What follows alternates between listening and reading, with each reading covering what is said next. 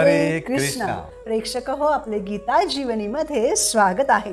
भगवद्गीता जशी आहे तशी, अध्याय 4, श्लोक क्रमांक 40. अज्ञश्च श्रद्धधानश्च संशयात्मा विनश्यति, नायं लोकोऽस्ति न परो न सुखं संशयात्मनः. भाषांतर.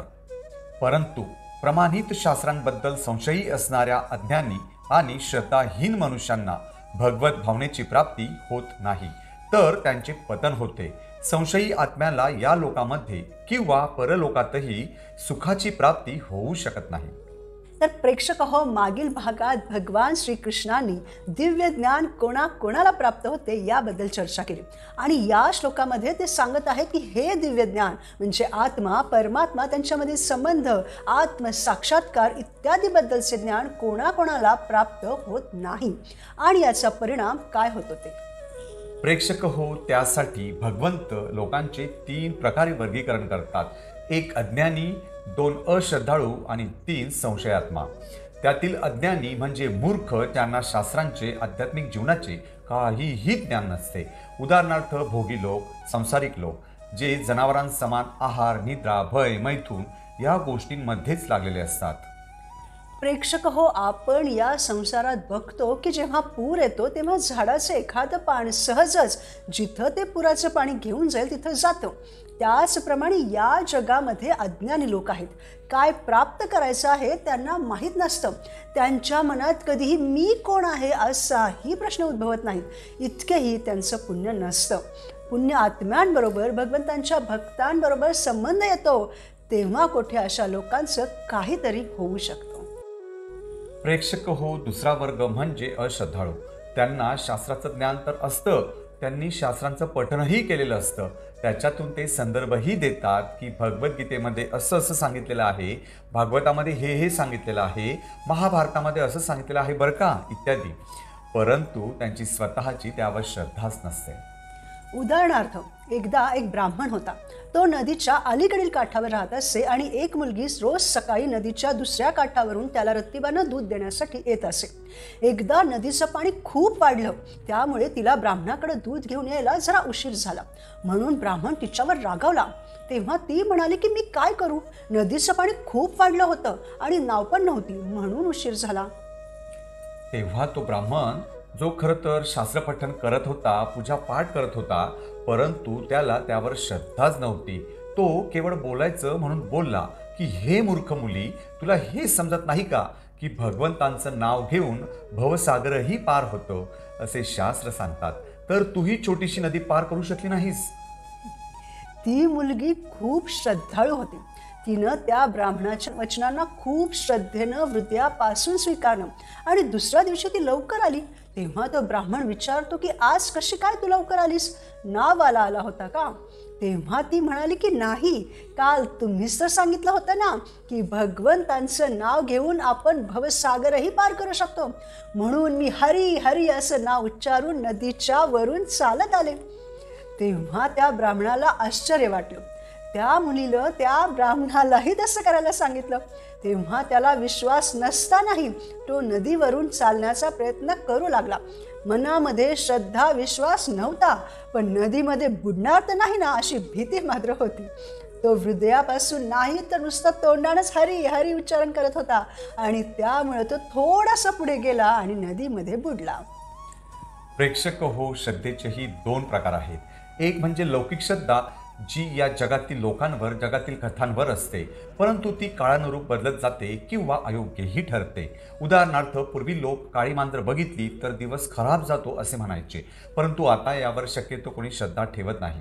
आणि दुसरा प्रकार म्हणजे शास्त्रीय श्रद्धा. शास्त्रांवरील श्रद्धा ही कधीच अयोग्य ठरत नाही. श्रीकृष्ण नेहमीच आपल्या श्रद्धेला प्रतिसाद देतात. त्याचप्रमाणे श्रद्धा ठेवणाऱ्यांचेही 2 प्रकार आहेत. एक म्हणजे सर्वांवर दृढ श्रद्धा ठेवणारे, परंतु हे अयोग्य आहे, कारण त्यामध्ये त्यांची फसवणूकही होऊ शकते. उदाहरणार्थ, कोणी भेटणाऱ्या प्रत्येकावरच लगेच विश्वास ठेवतात, अगदी स्कॅमरवरही, आणि मग त्यांची फसवणूक होते.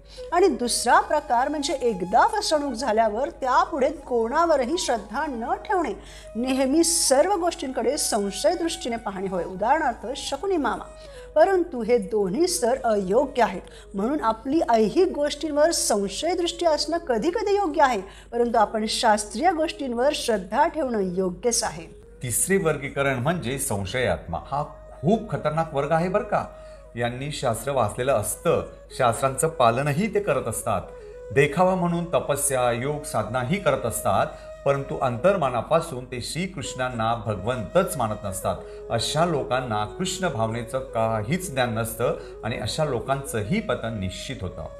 म्हणून ते नाम जप करीत नाहीत, भक्तीमध्ये प्रगती करण्यासाठी प्रयत्न करीत नाहीत. त्यांची जर श्रद्धा असती तर त्यांनी भगवंतांची सेवाही केली असती ना.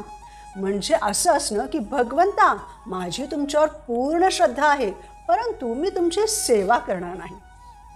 उदाहरणार्थ, दुर्योधनाला श्रद्धाच नव्हती की श्रीकृष्ण भगवंत आहेत. श्रीकृष्णाने इतके चमत्कार दाखवले, असे चमत्कार कोणीही साधारण मनुष्य किंवा कोणते देवताही दाखवू शकत नाहीत. तरीही दुर्योधनाला विश्वास होत नव्हता, कारण त्याच्यामध्ये श्रद्धेचा अभाव होता आणि श्रीकृष्णांबद्दल ते भगवंत असल्याचा संशय होता. अशा प्रकारे संशयखोर व्यक्ती या दिव्य ज्ञानाला प्राप्त करू शकत नाही. संशयात्मा विनश्यती. आणि आपण महाभारतामध्ये पाहतोच की दुर्योधनासारख्या लोकांचा कसा विनाश होतो ते.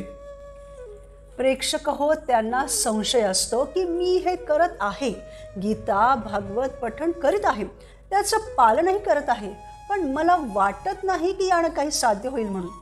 मी भगवंतांवर श्रद्धा ठेवल्यावर, जी सेवा केल्यावर माझं हृदय कसं काय शुद्ध होईल, सेवा केल्यावर मी भक्तीमध्ये कसा काय प्रगत होईल, असा त्यांना संशय असतो. परंतु तेच आजकालचे लोक हजारो किलोमीटरवर बसलेल्या एखाद्या शास्त्रज्ञानं काही सांगितलं तर त्यावर लगेच विश्वास ठेवतात. असे संशयी लोक या जगातही प्रत्येक मनुष्यावर संशय घेतात. मग ते सुखी कसे होऊ शकतील. प्रत्येक क्षणी त्यांच्या मनामध्ये चिंता असते. ते ना या जीवनात ना पुढील जीवनात, ना इहलोकात ना परलोकात सुखी होऊ शकतात. त्यांना वाटतं की आपण खूप मोठा बंगला बांधला, खूप मोठी कंपनी उभी केली, खूप लोकांना रोजगार दिला, खूप नाव कमावलं, खूप प्रसिद्धही झालो, खूप काही साध्य केलं, मग आपण तरी कसं काय म्हणू शकतो की ते सुखी नाहीत. परंतु सुख आपल्याला तेव्हाच प्राप्त होतं जेव्हा आपलं मन भगवान श्रीकृष्णांच्या सेवेत लागतं. ते सुख खरं सुख आहे, खरा आनंद आहे. आणि हे जे अशाश्वत सुख आहे ते खरं तर सुख नाहीच मुळे. ज्याप्रमाणे पगार वाढ झाल्यावर सुख मिळतं, त्यानंतर थोड्याच वेळानंतर दुःखही होतं की इतकं कष्ट करूनही इतकी थोडीच पगार वाढ झाली म्हणून. किंवा तो पगार जेव्हा महिनाभरात खर्च होतो तेव्हा पुन्हा मन दुःखी होतं आणि पुन्हा पुढच्या पगाराची आपण वाट बघतो. तर हे तात्पुरते सुख खूपच निकृष्ट दर्जाचं आहे, ज्याला आपण खरं सुख म्हणूच शकत नाही. ज्याप्रमाणे वाळवंटामध्ये मृगजळ दिसतं त्याप्रमाणे हे सुख आहे. म्हणून असे लोक नेहमी चिंताग्रस्त असतात. त्यांच्या मनामध्ये श्रद्धा नसल्यामुळे, संशय असल्यामुळे दुसऱ्यांप्रतीही ईर्ष्या क्रोध चुकीच्या भावना असतात. त्यांचे मन खूप दूषित आणि भौतिक असते. म्हणून भगवान श्रीकृष्णांच्या वचनांवर श्रद्धा ठेवणं खूप खूप आवश्यक आहे. नाहीतर मनुष्य योनी प्राप्त करूनही आपल्या हाती काहीच लागणार नाही, हे आपण समजून घेतलं पाहिजे. आपण शास्त्रांचं जे पठण करीत आहोत त्यावर आपला विश्वास असला पाहिजे. विश्वास असेल, श्रद्धा असेल तरच आपण शास्त्रांना समजून घेऊ शकतो आणि त्यातून जे ज्ञान मिळेल त्यानं आपण खऱ्या अर्थानं सुखी होऊ शकतो.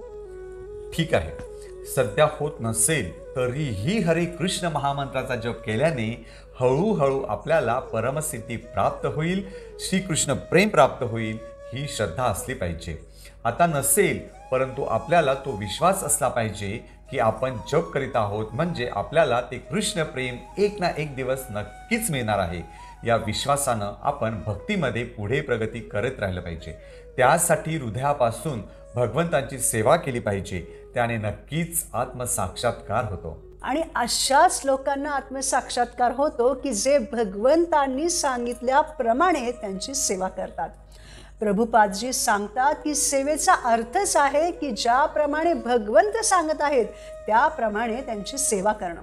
समजा आपल्याकडे पाहुणे आले आणि त्यांना उन्हातून आल्यामुळे खूप तहान लागलेली आहे आणि ते आपल्याला पाणी मागत आहेत आणि आपण मात्र त्यांना पाणी न देता दूध देत आहोत, कोल्ड्रिंक्स देत आहोत, पण पाणी काही देत नाही, तर ती सेवा होत नाही, बरोबर? त्याचप्रमाणे भगवान श्रीकृष्ण जसे इच्छितात तशी आपण त्यांची सेवा केली पाहिजे. तेव्हा आपण सहजच हा भवसागर पार करून पुढे जातो. म्हणून प्रेक्षक हो, जीवनात आनंदी राहण्यासाठी आपण श्रद्धेनं, विश्वासानं भगवद्गीता, भागवताचं पठण करून हे दिव्य ज्ञान मिळवलं पाहिजे आणि ते जीवनात आचरून मनुष्य जीवन सार्थकी लावलं पाहिजे. पुढील भागात आपण भगवद्गीतेच्या 4थ्या अध्यायातील पुढील श्लोकांवर मनन करू. गुरु शिष्य परंपरेतील महान आचार्यांच्या चरणचिन्हांचं अनुसरण करूयात आणि श्रीकृष्णच भगवंत आहेत हे स्वीकारून त्यांची सेवा करून शाश्वत सुखी होऊयात. धन्यवाद. हरे कृष्ण.